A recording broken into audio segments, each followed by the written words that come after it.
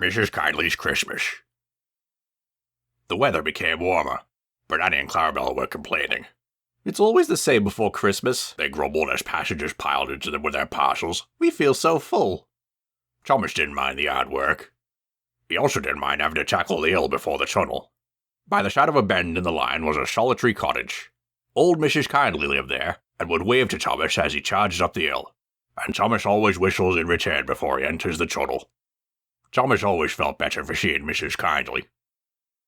But today, Thomas couldn't see Mrs. Kinjley standing by a gate. Mrs. Kinjley's ill, Charlie told Thomas. She must stay in bed. Poor lady, said Thomas. And so soon before Christmas. But then he saw a handkerchief waving from an upstairs window of the cottage. Thomas felt better at once. He whistled, puffed his hardest, and was soon through the tunnel resting at the station by the river. For days, Mrs. Kinjley would wave to Thomas from her window as he trundled along his branch line with Annie and Clarabelle in their heavy loads. Then it rained. For several days. Thomas didn't like it, and nor did his coaches and crew. Off we go, Thomas, Charlie would say. Mrs. Kinjley won't be waving today. Puff hard and get us home quickly. Mrs. Kinjley's window was always shut now. But Thomas still whistled when they passed her cottage. The sight of its white walls standing out against the dark hills and sky still made Thomas feel better. One day, Thomas needed an extra coach to help Annie and Clarabelle cope with the extra passengers and parcels. He took a good run at the hill before charging up it. "Hello," exclaimed Pine, the grey and orange coach. "What is that?" "Where?" asked Annie. "Over there," said Pine. "At that cottage."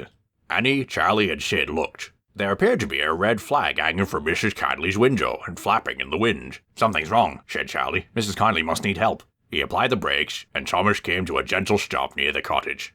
Lizzie came squelching up to the cab, and Charlie pointed to the red flag. "I'll see if there's a doctor on board," said Lizzie. "Then I'll run back to the station and let them know we've stopped." Soon, 2 passengers left the train and were making their way to the cottage. "Right, we'll back the train down so Thomas can have a good start," said Charlie. As the 2 passengers reached Mrs. Kinjley's gate, one of them called to the crew. "You shan't get up the hill. Look what's happened." He pointed to the bend before the tunnel. Sid clambered down from the cab and went to have a look. "Jiminy Christmas!" Sid exclaimed when he saw the landslide blocking the tunnel. He ran back to tell Charlie, then went to the cottage.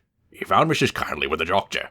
"Silly of me to faint," she said. "You're all safe? You saw my dressing gown?" "Yes, I've come to thank you," said Sid. "You saved our lives." "God bless you, ma'am," said the doctor, and Sid tiptoed from the room. The line was cleared by Christmas Day. The weather cleared up too. The sun shone as a special train puffed up from the junction. It was Thomas with Annie, Pine, and Clarabelle, who were full of people who wanted to thank Mrs. Kinjley for preventing the disaster, myself included.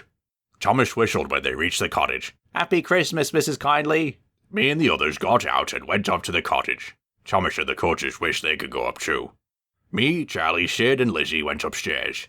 The crew gave Mrs. Kinjley a new dressing gown to replace the one that had been spoiled by the rain. "You're all very good to me," said Mrs. Kinjley.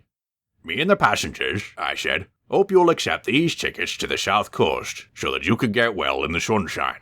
We can't thank you enough for preventing that accident. Hope we haven't tired you. Goodbye, and Happy Christmas." Mrs. Kinjley is now in Bournemouth, getting better every day. Thomas, Annie, and Clarabelle are looking forward to the day they can welcome her back home.